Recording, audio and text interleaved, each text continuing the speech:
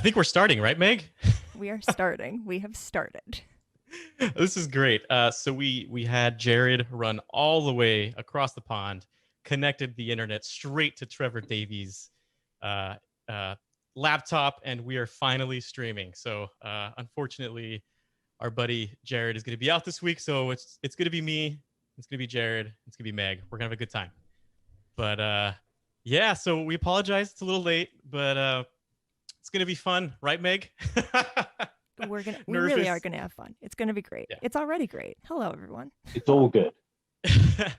And Meg, I want to start off with something, but you know what? Let's just get this show going, shall we?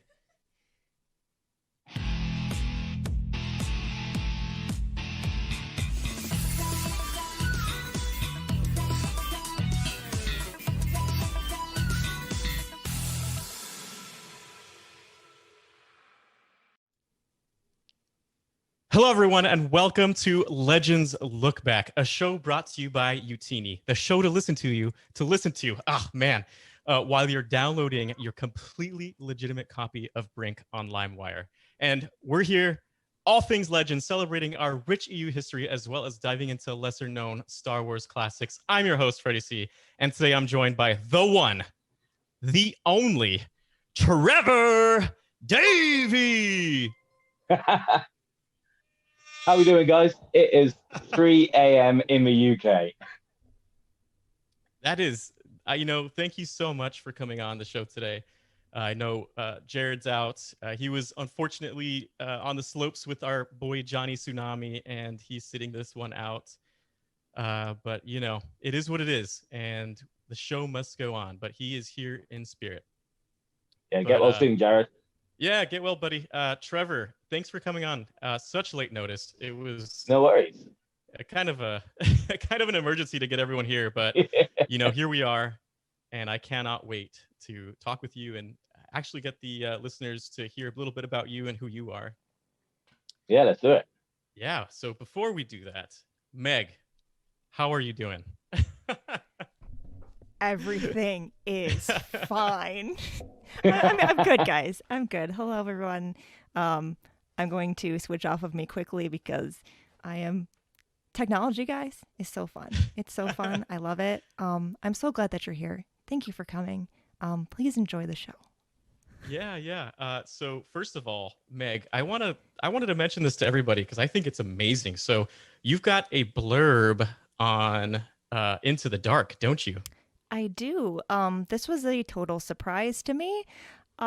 Someone that I used to work with tweeted at me saying that part of a review that I wrote for, I believe, Master and Apprentice, praising Claudia Gray had ended up on the back of a Star Wars book. That's so awesome. It is really cool. And it's just, I don't know what else to say about it because I'm still processing. But, it's a good reminder that if you're doing some work and it doesn't feel like it's ever going to result in anything, 2 years later, you could just be sitting in your office and get a tweet that your words are on a Star Wars book. So you know what? Keep at it, whatever it is. Yeah, it also shows that good things happen to good people. Yes. Sure. That's right, everybody. Meg is on a Star Wars book. All right, cool. So that is so awesome, Meg. Honestly, that's I would love to get my name or at least a review on a book. So you are I'm so glad you're producing this show for us. Thank you. Someone like you, it's really special. And the name of this episode I've dubbed the Trevor Trove because you hear that sigh, but Trevor is one of the most brilliant guys I know when it comes to Star Wars and the expanded universe, really. So what better way to introduce you guys to Trevor, to get to know him a little bit and what's going on in that brain of his. So you're gonna make me blush. Buddy, I'd love for everybody to get to listen to you. You're so interesting, and all the things that all the obscurities and stories that nobody's really ever listened to. So let's just get started, man, and let's just jump right into it. So first of all, Trevor, I have the obvious question: when did you first get infected by the Star Wars? Honestly, I can't ever remember a time when I wasn't a massive fan. So I was born in '76, but some of my earliest memories aren't even of the movies. They're of having the toys and having the bedspreads and curtains. And I even had Star Wars wallpaper and toothbrushes and sticker albums. It was everything. It was everywhere in my house. I don't think I can really remember seeing the film until I was about 7 or 8, and they would have been doggy bootleg copies because they didn't come on TV. Yeah. So So, it's never not been there. so it's always been a part of your life then. Everything you've ever knew about Star Wars was just ingrained in your blood from the very beginning. Pretty much, yeah. I mean, I remember studying the back of the card back on the figures to see characters' names and who I still needed to collect and everything. It's just always been there.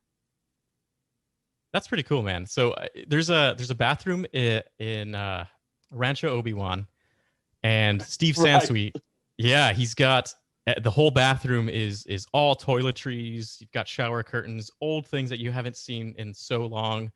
There's I think it's like a battle droid soap dispenser. It's crazy, man. It reminds me of my college years. Well, I think But if you check out my profile picture on Twitter and in our Slack, it's of me holding the old Rancor figure, but you can see the wallpaper and the curtains and everything in the background. And I must be 8 or 9 in that picture. That's awesome. That's awesome. So I see Joxy in the chat, and he's talking about a show. Would you like to tell us a little bit about your show? Yes, so me and Jose do a show, it's a Patreon exclusive show from another Utini show, the Star Wars Archives. It's a really interesting one because obviously I'm a massive fan of the EU and I love it and I love the obscurities. Jose, he's not new to Star Wars, but he's not as well read. He's read sort of 40 books, so we get to take a really deep dive, and you have two interesting viewpoints on it, and it's a really interesting dynamic. We cover loads of topics, and yeah, it's a lot of fun.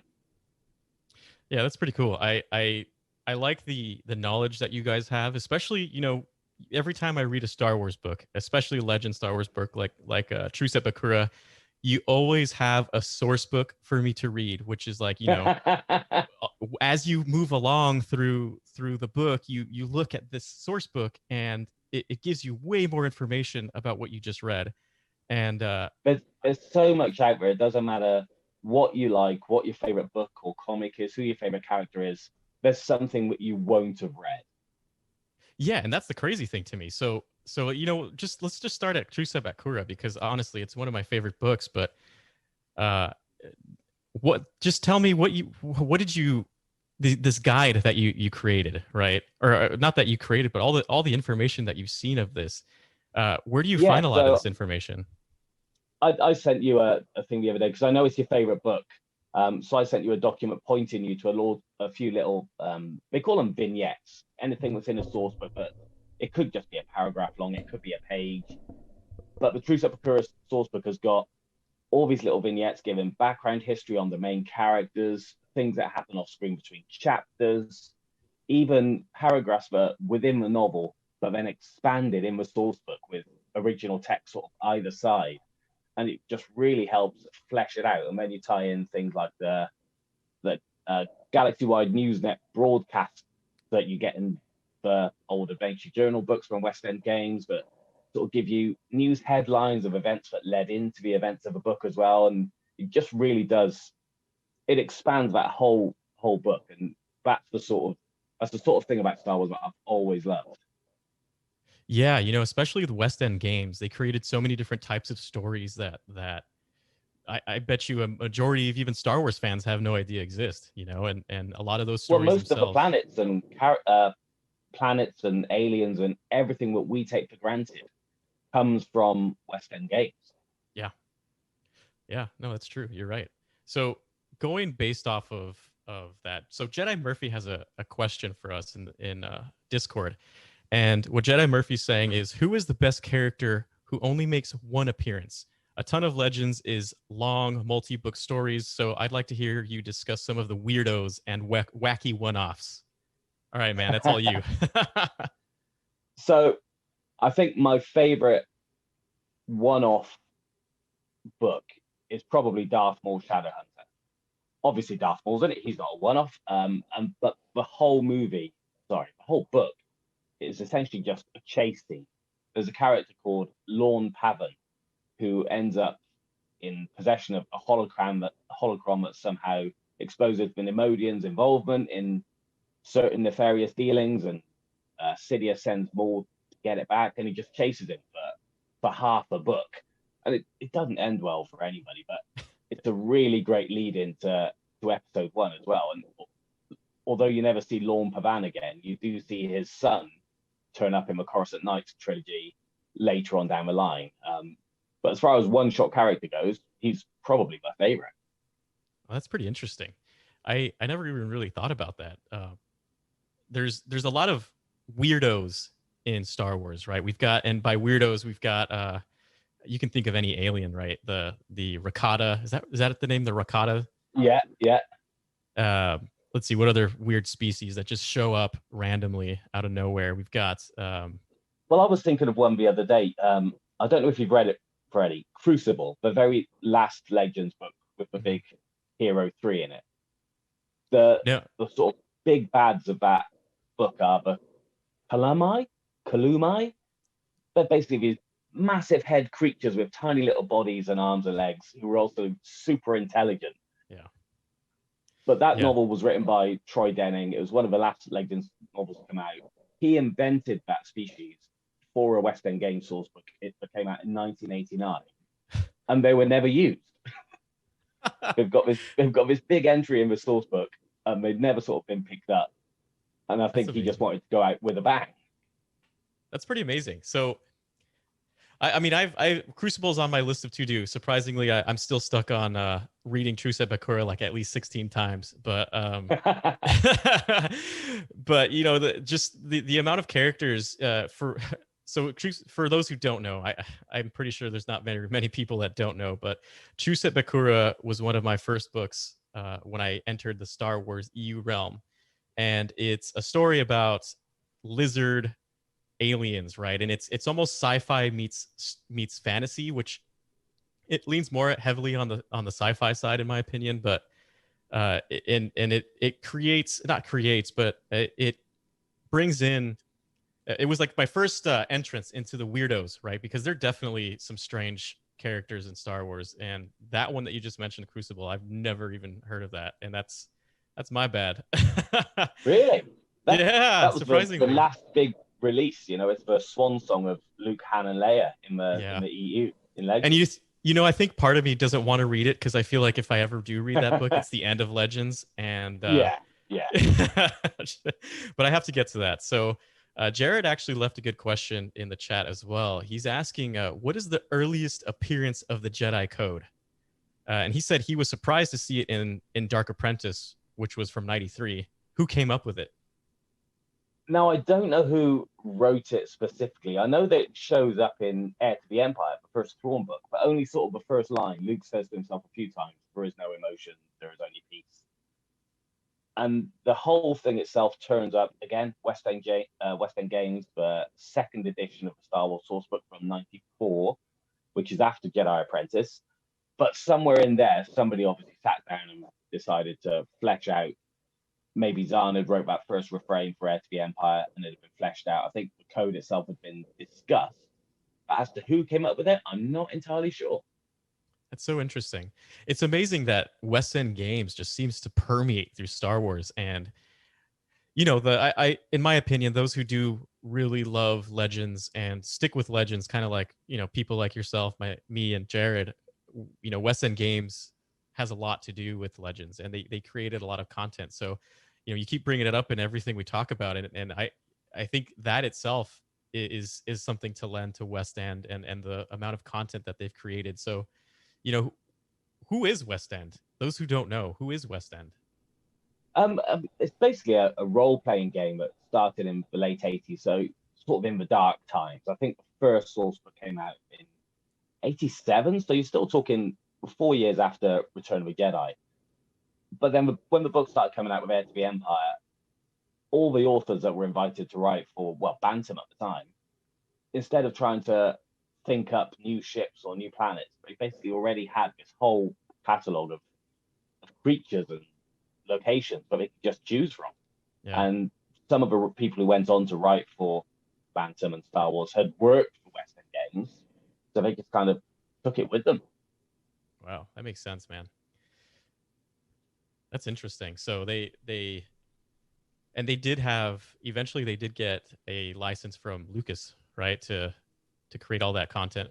And oh no, it was always licensed. Yeah, mm-hmm. it was always licensed.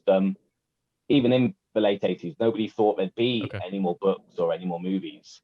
So Star Wars was literally 3 movies and a role-playing game. That was the entire existence of Star Wars. Yeah, and a lot of people don't realize, but the Dark Times was legitimately, it was a very odd era of Star Wars and George Lucas, right? There was almost no sign of it ever coming back. It just seemed like it was done. The Ewok movies. That was it. The Ewok movies. And those of you who've not seen the Ewok movies, oh man, you're missing out on some.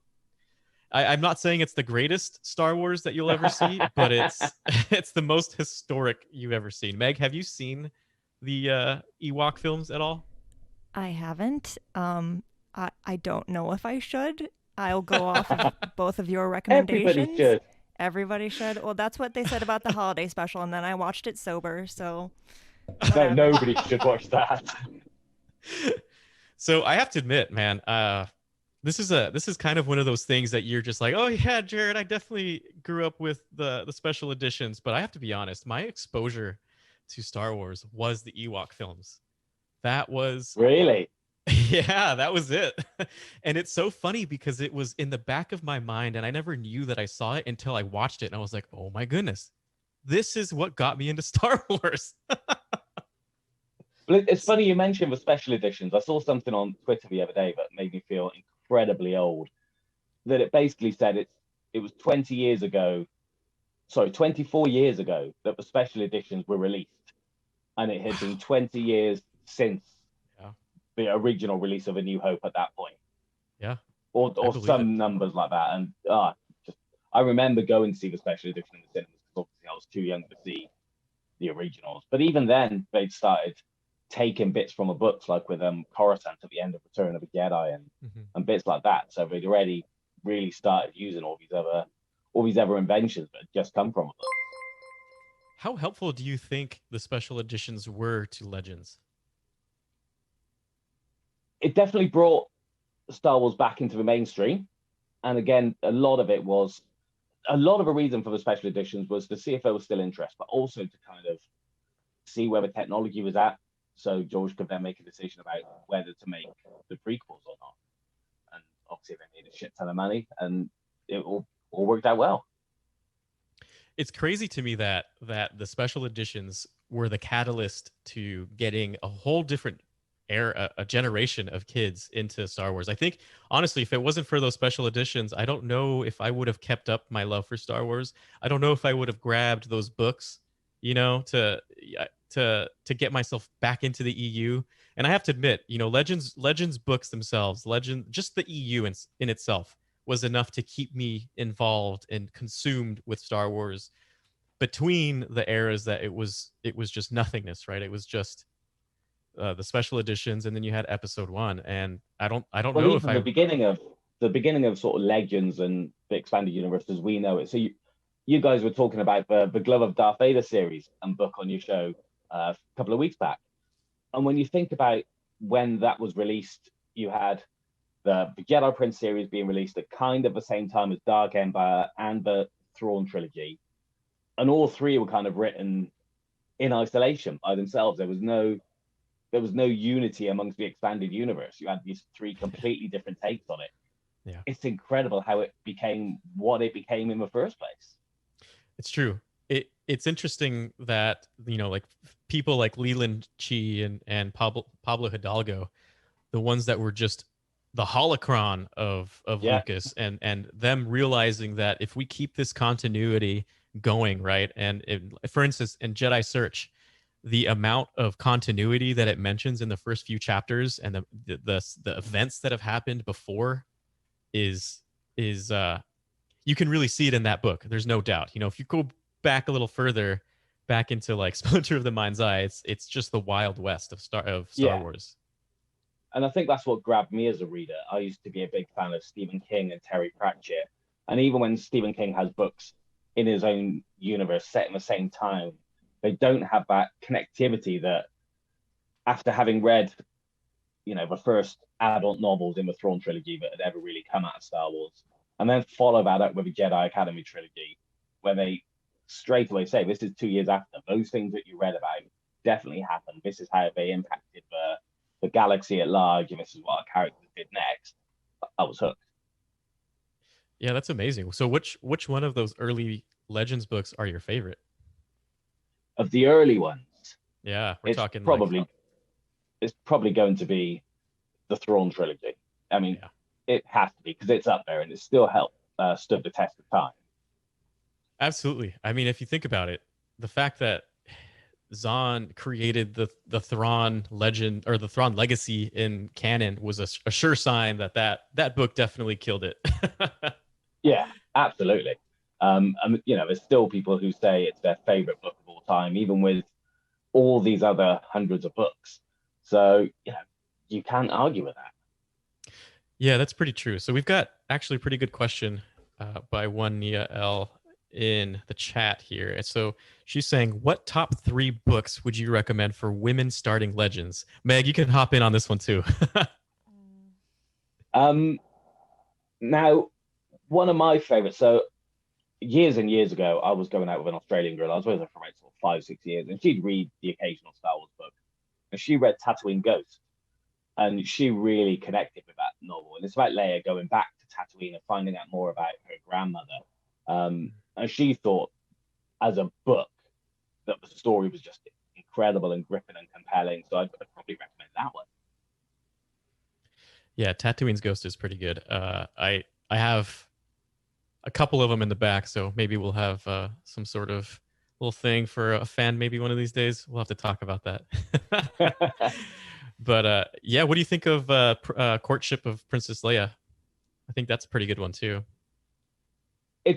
It may not have aged well as some other books. Yeah. So that's for anyone who thing. likes Courtship of Princess Leia, I highly recommend reading Solo Command before it. It may be an X-Wing book, and it may be book 7 of the X-Wing series, but you don't have to have read the others. But it serves as a direct prequel to that book, and the two together make for a really good sort of duology, even though they were written years apart. Yeah, and I know there's a lot of new fans who are hopping into the EU, and I love it. I love when people discover that there are Star Wars books for the first time, and it's like, oh goodness, hold on. First, let me show you this stream. It's called Legends Lookback. Yeah. But I mean, when the amount of people who've come into our Discord recently, it's just been incredible. So many new people coming in, specifically asking about books. Yeah, especially asking about books and trying to figure out, where do I start, right? And there's always those questions. Where do I start? And you know what? Sometimes the best thing is just to grab it, just to grab a book and figure out where it's going to take you, right? And the what I like about and the one thing for those who are just coming into Legends, right, is and Trevor, you can speak to this, but it is written during a time when cultural sensitivity was not as sensitive. Yes. And you've got, like, for instance, the X-Wing Rogue Squadron books, where it's very 90.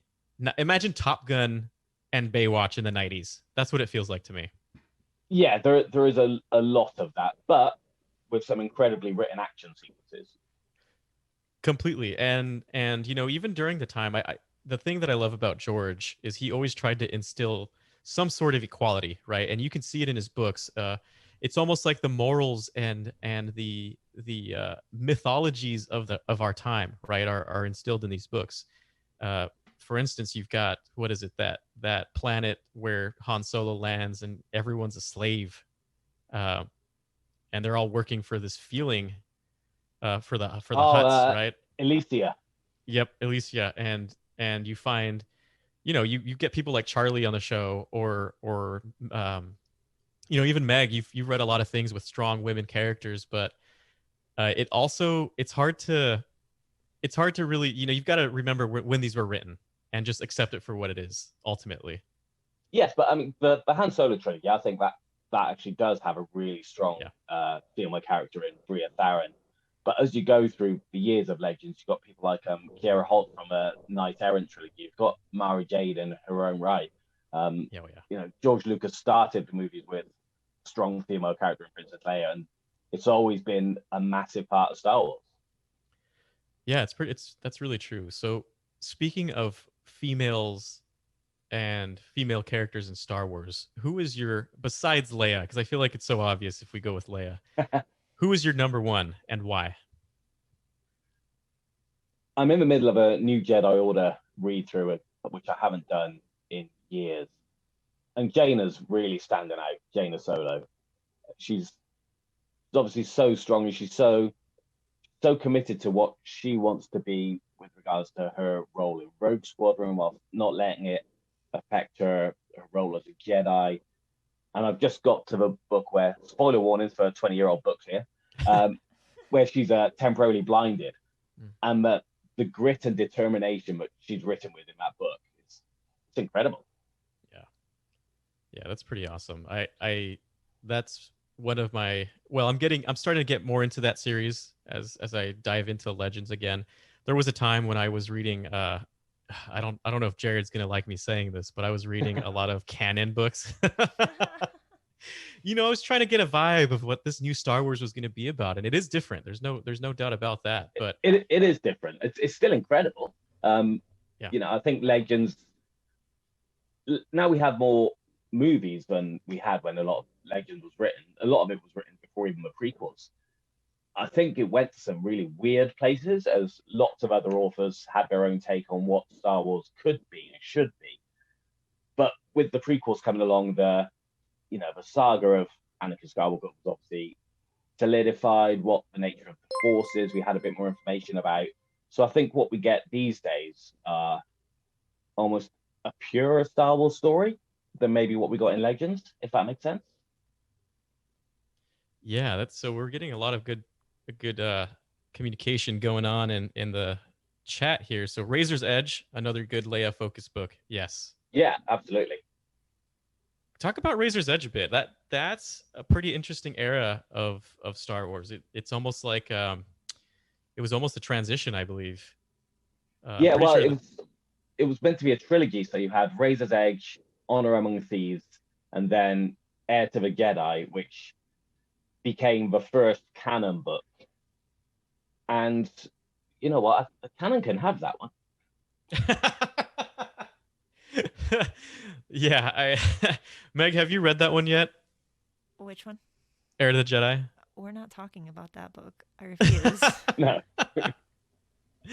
Okay. So yeah, it's so that during that time it was really interesting. I was very skeptical about Star Wars and where Star Wars was going to head and what's happening to my Legends. I have to be honest. I'm glad that Legends is still currently Legends. It's got its own kind of vibe. It's totally different. But what do you think Legends would be like if it was written in our current era? How different would you think it would be? And that's a hard question because there's so much. Essentially, I think you just end up with what we have now. Star Wars books are never written. They're never written just solely by the author. There's a massive team behind them, and you've got people like Pablo Hidalgo saying, "Well, you can't write about this," or "This is the way the overall story is going." So we're always a sort of collaborative effort. So we probably just end up with what we have now. Yeah, that's what I think is really interesting. So the whole thing with that question especially was, I was asked that, like, is Legends old? Is it too old for me to read? And I was like, it's Star Wars. I mean, you're gonna have the same experience with this than you have with even a new book, right? It's not like they use in heareth time, It's not. We're not dealing with Shakespeare here, and that's where I'm trying to go. I think it works for anybody, right? I mean, And it definitely gets weirder. So on our last recording of Star Wars Archives, me and Jose were talking about the Truce at Bakura. And I summed it up very, very briefly by saying it's space dinosaurs and soul-sucking droids. And he was sold just on that sentence alone. He's like, I need to read that book.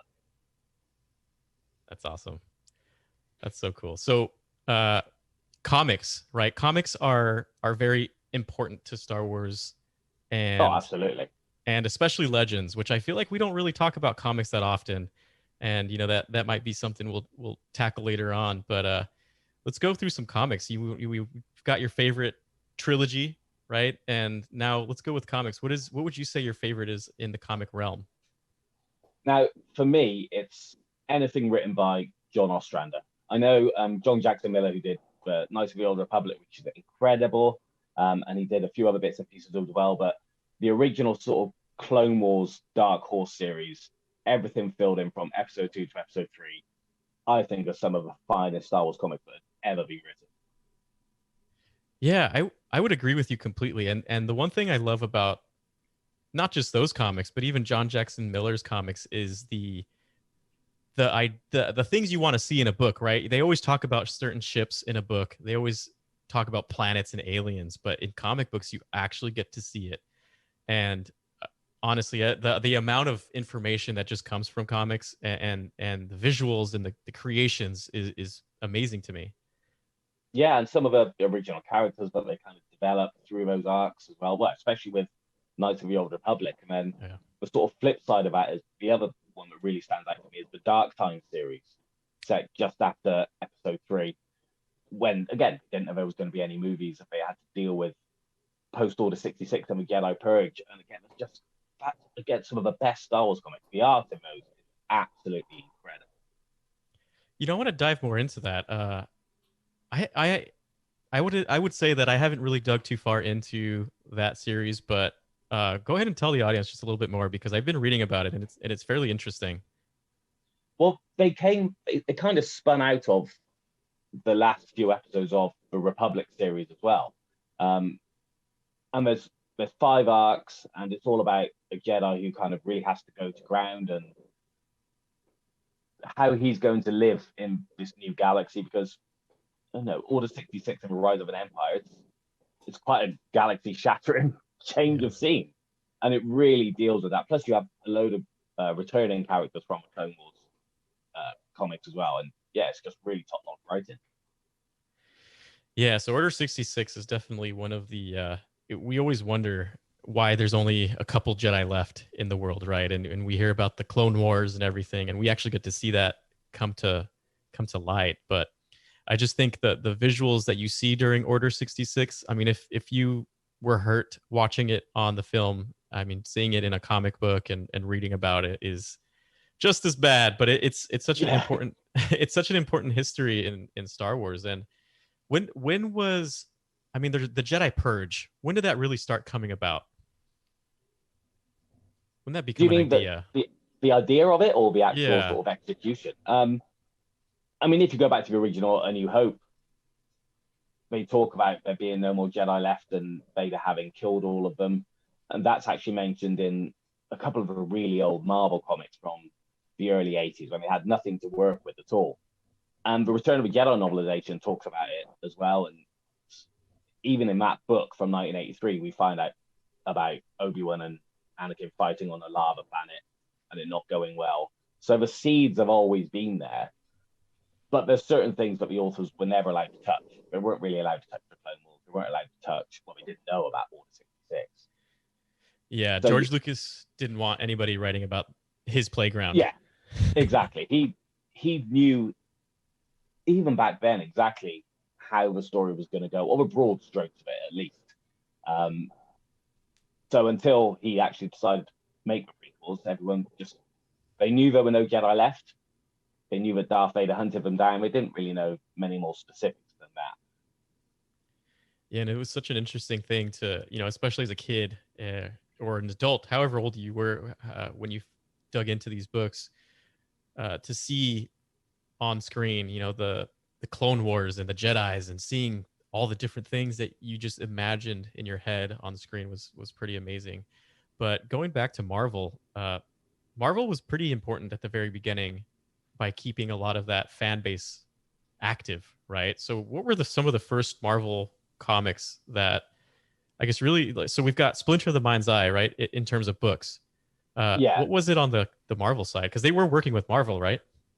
Yeah, so Marvel released, they started with a 6-issue adaptation of A New Hope. And that monthly series ran for 107 issues, which is that's massive. That's bigger than any Star Wars comic has ever managed. I think Knights of the Old Republic is the longest one at 50 issues. So Yeah. they went from 1977, I think they finished in 1984. So they even carried the story on after the events of Return of the Jedi. It got really weird because they didn't know where they were going. And a lot of the Marvel comics are really weird. But there's some in there that I remember reading about as a kid that, really just stuck with me. But, even till now. Yeah, there's a lot of weird. So one of the things we talk about all the time is all of the weirdness with Legends. But Trevor, tell us about some of the weirdest things you've seen in the comics. Oh God. I mean, they Dark Horse did like an anthology series called Star Wars Tales, but with lots of little short comic strips. So you'd have 4 or 5 different stories per issue, and these were bumper size issues. These were 4-page issues, and some of the stuff in there it's obviously tongue in cheek. There's one about what's it called? Is it George R. Binks, which is about Jar Jar's dad getting washed up. There's one about Boba Fett doing his own version of Fight Club. But there's also some really, really hard-hitting stories as well. There's Vader fighting a vision of Darth Maul. There's one story that I've always loved, which is called The Secret Tale of Luke's Hand, which is Han telling a fairy tale to young Anakin Solo about what happened to Luke's hand after it was chopped off in Empire Strikes Back, and visiting various locations from the Star Wars saga. And that series really could play with serious and absolute craziness, and it was all the better for it. The amount of things that you just mentioned there, I can't even begin to list them all off. But the one thing that the one thing I really wanted to hit on was the Boba Fett Fight Club. Can we go into that just a little bit more? It was just it's a silly little sort of 4-page story. I don't remember much about it. I just know that it exists. That's awesome. So for all of you guys out there, there's a Boba Fett Fight Club. Just don't talk about it. That's pretty cool, man. That's not even the tip of the iceberg of the amount of weird stuff in Legends. But that one does a really good job of it could almost be entry level, because it kind of lets you dip your toe in and peek behind the curtain and decide whether you like that. And there's so many authors and styles involved in it as well. When they announced the Star Wars Vision show, the animated show was going to be on Disney+, I really want it to be like those comics, just loads of different random approaches. Yeah, that's so cool. I just love the weirdness in Legends. And one of the things that was never released, I'm not sure if we're going to get slapped with the NDA after talking about this, but there's the detours and how George Lucas loved parody, right? He loved people parodying his stuff, and he always gave approvals despite anything. Is there any Star Wars parody material that you know of? There's a couple of official ones that spring to mind. So there's Hag and Bink, who are 2 useless stormtroopers who kind of blunder their way off screen through all the events of the original trilogy. They've had a few comics throughout the years. They were actually filmed for a scene in Solo, but it got cut. So they nearly got recanonized. And then there's another 2-pager from the Republic comic series called the Deveronian version. So there's a Deveronian called Vilmar Grack, who hangs around with Quinlan Voss quite a lot. And it's him telling the sort of story of the previous story arcs, but all completely from his point of view, where he's the hero of the story and the good guy and comes out of it looking amazing, which is the complete opposite of what actually happened. Yeah. So Bro Dameron in the chat is saying they're still in the comic and novelization. Tag and Bink are canon. That is so There cool. we go. There you go, catch up on guys. the novelization. Tag and Bink are right up there with Thrawn. Yeah.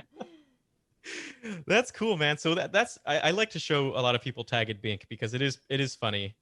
The John Jackson Miller comic series has a lot of humor, and that's the thing about Star Wars is there's got to be some level of humor, right? It might be dry. Oh, absolutely. Yeah, and you see it in the movies. It's got to be there. What I don't know. This might be out of left field, but what are some of the funniest things that have happened in Legends? So, for me, the funniest Legends book, and easily in my top 5, if not a top 3 on any given day, is the X-Wing book, Starfighters of Adumar. It's a complete one-shot. It's got X-Wing on the front, but it's just a later on down the timeline book. You don't have to read anything else before it. It's just Wedge, Hobby, and Jansen off on a little adventure by themselves, and it's hysterical. That's There's awesome. a scene where they have to go undercover on a planet, and they're dressed in like Hawaiian shirts, pretending to be rednecks, and having to put on dopey accents. It's just brilliant. There you go. That is something you never expect to see in Star Wars, but there it is. Hawaiian it's in Legends. Hawaiian shirts in Star Wars. If there's nothing you grabbed from this episode, at least you know that Canon needs Hawaiian Star Wars shirts. So let's make sure we get a little petition going for that. What do you say? Well, they did give Snoke a kimono. That's true. Yeah, that's right. So speaking of Snoke, we're not going to speak of him, but we're going to go with the Emperor and his clones. I'm sorry, Meg, but this took longer than I thought to come up. I have no comment. How vulnerable do you think the Emperor felt when he saw his naked, slimy clones everywhere? Oh my god.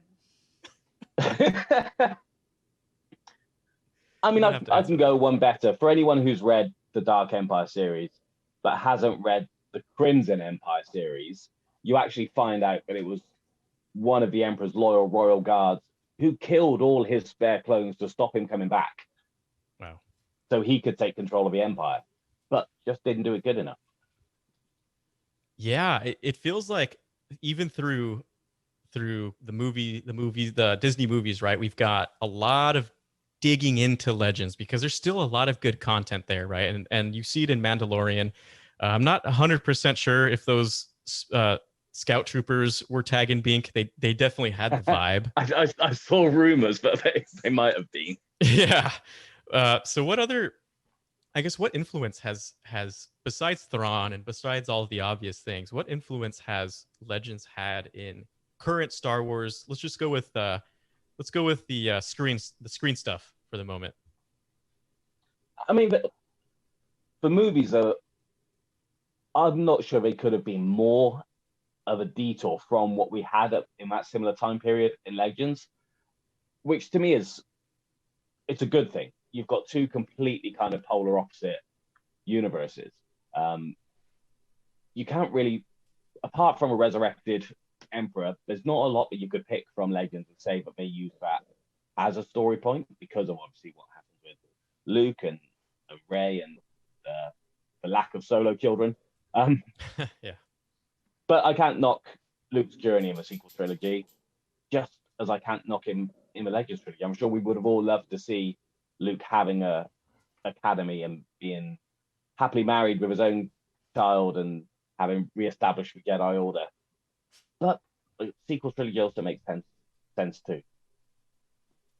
Yeah, I'd have to say, just looking at I guess the Legends influence, right? We've got what I really like is that we've got Luke entering into the Mandalorian, right? And he's doing something that we've read about in Legends, and which is still untouched. It's still somewhat untouched in canon and in the movies, but it is that Jedi Academy, and we'll talk more in depth of that Jedi Academy on one of our later episodes. But In terms of starting the Jedi, right? Restarting the Jedi. I mean, Luke must have been under some intense pressure. What do you think during that I time? Just remember trying the to start it. I remember the Jedi Academy trilogy, and he was so desperate to just even find out what a Jedi was, because he was trained by Obi-Wan Kenobi for what, 2 hours, Yeah. Yoda for 3 days, 6 months. Who knows? Depends what book you read. But that's all the training he had. So a lot of Legends was about him just trying to find out, and he could only find out what the authors were allowed to write about. Yeah. So you had these weird thing. I know one of the things in the Jedi Academy specifically was these little paddles, but they held up against a head that would measure if someone was force sensitive. Mm-hmm. Yeah. Yeah, so that was obviously before midi-chlorians were written, but you could electronically tell. But yeah, it got weird. It did get weird. I think the crazy thing about just the Legends authors and Legends itself is you can see through the books they're trying to figure out what these things are as well, and they're going along the journey with Luke. We're all kind of going on along that same journey, right? Like if you think about it, you didn't have the Clone Wars, you didn't have all of these Jedi that you had during episode 1 and 2 and 3, of course, but back then it was definitely the Wild West and everything had to be created. So what kind of Jedi, besides the ones that we read about, right? We've got, of course, Luke and Obi-Wan and Yoda, but what Jedi existed in the Legends era, I guess, that were kind of, hiding and whatnot? There's a lot of them. There's definitely more than you kind of think. There's a one that always jumps out to me because it was one of the first Star Wars books I ever owned as an adult. So earlier on in the show, we spoke about the sort of triple approach of the Jedi Prince series, the Thrawn trilogy, and Dark Empire, all in that sort of 92, 93 era. There was another pair of books that were released in 1994, choose your own adventure books, but were only ever printed in the UK, called The Lost Jedi. And it's about this 18-year-old who loses his parents, realizes he's force sensitive like his father before him, gets involved with the theft of the Death Star plans. Very similar to Luke Skywalker, but just completely different and never mentioned again. But when you look through Legends, there's a lot of Jedi that did kind of survive, turned up again for story purposes. Yeah, and the crazy thing about, you've got little I guess nuggets, lessons that Luke learns along the way from meeting Force sensitives or people that were mystics, not quite Jedi, more witches if anything. And it's so interesting to see the things that he learns from just these people. And I'm trying to think of the book right now. I'm not sure if it's Dark Times or Dark Empire. I forget, honestly, at the moment. There's so much Legend content out there. It's hard to keep track of. But the Choose Your Own Adventures, I feel like those are really interesting, and I haven't dug too far into those. There's a lot of I think Alexa even has a Choose Your Own Adventure Star Wars thing going on. I'm not entirely sure. Yeah, But, there's a few of them on there. Yeah, so let's take it back in the day. What kind of adventures did we have? What were these? Who made these adventures, and where did they come from?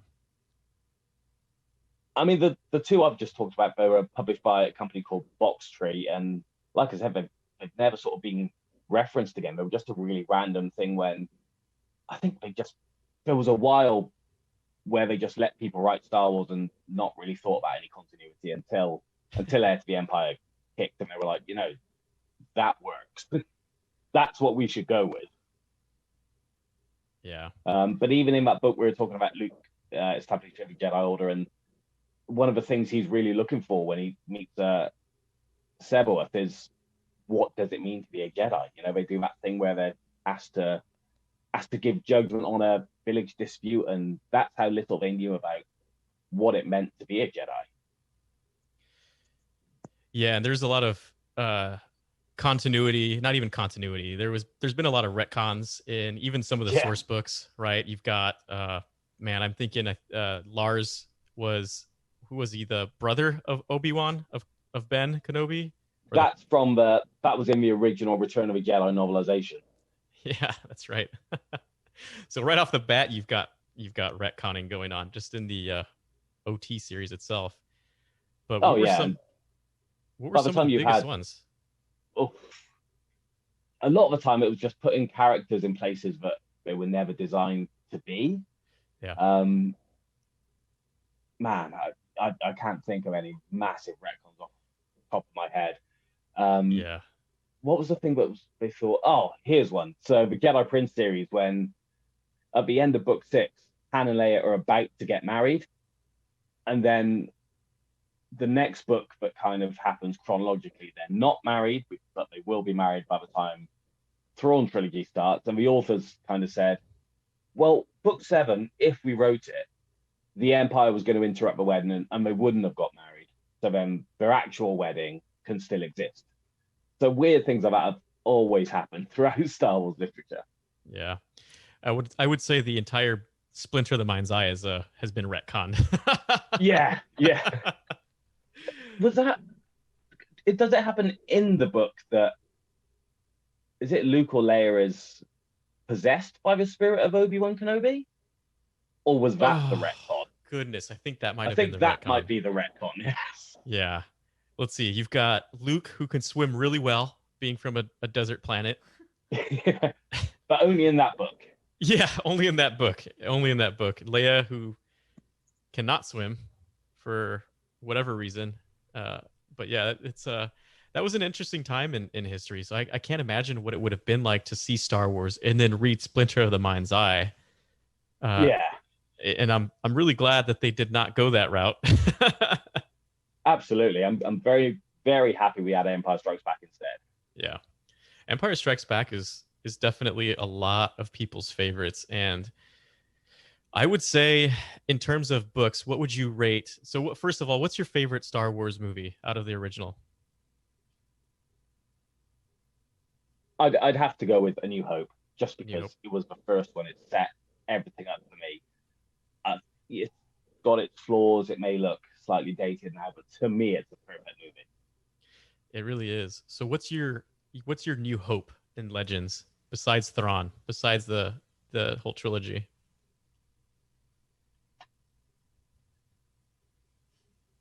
That's a tricky question. Yeah. Uh, No worries. Can't for answer. me to critically accept that a certain era. So, for example, the Clone Wars novels and the lead-in, all the novels based around the prequels, I think are some of the best Legends because Legends have been around for a while. They've got some really good authors. They kind of the publishing arm had decided what the universe was. The rules were in place. So when you've got books like Darth Maul Shadowhunter, Cloak of Deception, the MedStar books, Labyrinth of Evil, even go into the Revenge of the Sith novelization, it all works so well together. You know, it's peak Star Wars because the rules are defined. But then for me personally, like I mentioned, Starfighters of Adimar, Guns of My Head, possibly in my top 3, or Wraith Squadron, more excellent books because they're just funny, fantastic. Yeah, I'd have to say, a lot of the short stories are some of my favorites. Getting the Star Wars magazine, reading the short stories in there. Yeah. Do you have any of your favorite ones that you know from Legends? It's a running joke, isn't it? But I'm a short story guy, and everyone just keeps telling me to stop talking about short stories when I want to get them on the website and stuff. But you just look at books like Tales from Mos Eisley Cantina. I love that book. There's so much going on and how all those storylines weave throughout the main movie, like they did with From a Certain Point of View. Yeah. So I've always loved what happens off screen or who is that character. The stormtrooper in A New Hope who tries to stop Luke and Obi-Wan and gets told these aren't the droids you're looking for. Reading his backstory, I love that. That's what I live for when it comes to Star Wars. I'd have to agree with you. It's not just, the stories don't just give you something fun to read, right? Because it is a little different. It's little stories here and there of different characters, but it really fills in the void of who these people are, right? You've got the cantina, and the big thing with the cantina is that they're still finding new characters that they never really named, or they're trying to figure out who this person was, right, in the cantina Yeah. itself. And the cantina stories, and how they describe, let's for instance just take the what was the vampire, what's his name, I forget his name. Danik Jericho. Possibly, I think so. He's the one that's smoking hookah in the scene. All you Yeah. see him is smoke hookah. It's maybe like 5 milliseconds worth of footage. Yeah. But then you go into his whole backstory, and then you go into like the Ithorian, the whole backstory of Hammerhead at the time. Sorry for that derogatory term. Momor Nadon. Yep, Momor Nadon. And did a lot of these names created from like West End, or was it the actual authors themselves that named these characters? Where did it come from? I think in the case of Momor Nadon, if I'm remembering right, I could be completely wrong here, but I think that was Kevin J. Anderson's story, because I know the character got used again a few times. So he may have come from something prior to that. But I think a lot of those were invented for the Tales from Mos Eisley. Yeah, that's pretty cool. I love those books. So what other tales are there for those who don't know? There's a couple of them that I know of.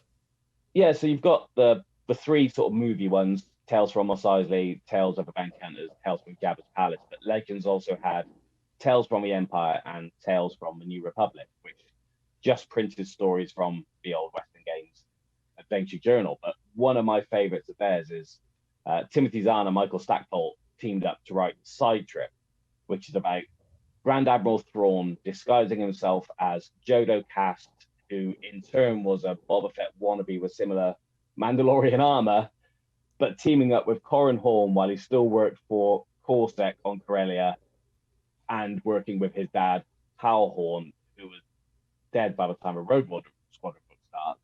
But that's all Legends. That's nothing movies. That's all Legends books characters in this one short story interacting with each other, and it's really good. Yeah, there's so many good stories in those, and I'm right there with you when it comes to the short stories, and especially they've got an omnibus of I'm totally skipping on the name right now, but the magazine with all of the short stories from there. The Insider magazine. The Insider magazine. There you go. Coming out next month. Yeah, I think it's next month. Excited. So excited. I know. So for those of the listeners out there who do not know what Star Wars Insider is, just give them a little rundown on that. Star Wars Insider has been running for years, and it's like the official Star Wars magazine, and it's everything from interviews to what books are coming out, features, video games. They've just started publishing original fiction again, but they haven't for a while. But it used to be quite a big part of it. Every month there'd be a new short story in it. So yeah, I'm looking forward to seeing what we're actually including in this issue that's coming out. I agree. What I really like about Star Wars Insider is after you would get like an announcement of a fresh book came out of, say, at Celebration, a brand new Legends book, which you don't get those anymore. But in Star Wars Insider, you would get like a pre-story, maybe a story of a character. I'm trying to think of some right now, but it's been a long time. Well, something like the Tenebra's Way for Darth Plagueis. There's a really key moment when Darth Plagueis kills his master, and then you get this short story from inside the magazine that tells you about those moments, but from the master's point of view. Yeah, one of these days I'd like to go into some of those short stories and whatnot, but it's if anybody's interested, go pick up like Tales of the Mos Eisley Cantina, or what is it, Jabba's Palace, Tales of Jabba's Palace, and just check them out. You can just read one part of it and it's perfect. It gives you some insight on who that character is. You can go back, watch the movies, and take a look at him. and whatnot. But unfortunately, guys, I'd love for Trevor to stay on here for at least 12 more hours. But he does have to get to sleep across the pond. It is, what time is it over there, buddy? It is 4:10 in the morning. Oh, Well, yeah, let's get Trevor to bed, guys. Let's get the Sandman over there, or the sand men and the sand women too, the children too. I was trying something there.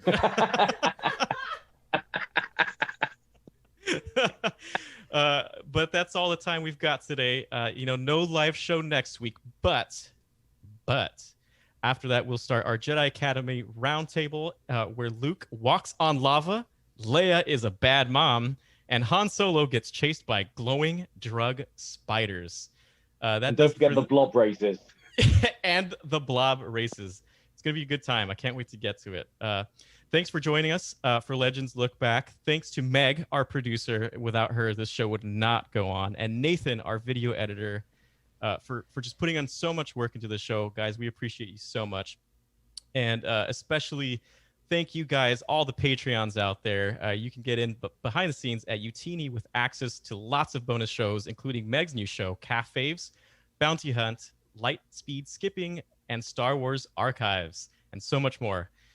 Now that we're live on Twitch, you can help us by subscribing either... Sorry, guys. This is like the first time I've ever read this. I always just sit here and chill. There's a lot going on. Either the old-fashioned way with Prime Gaming. Also, we want your questions. Email us an audio file at legendslookback@utini.com.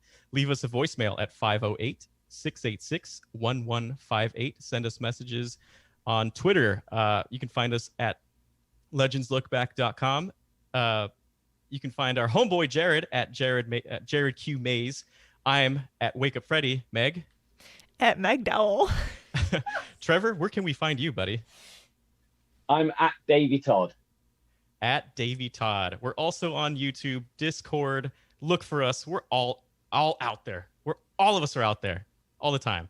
If you're looking to buy some of these books of what we talked about and want to help support the show, look up your book on YouTube, click the Amazon link on the profile, and we'll get a few cents to keep the lights on. Another way to help us out with our show, for your love of Utini, get some merch, man. Get some swag at our store at utini.com/merch. If you've read any of these books, head over to utini.com, leave a review, let us know what you think. Remember to keep to the Utini fan code, and may the Force be with you. Take care, everybody.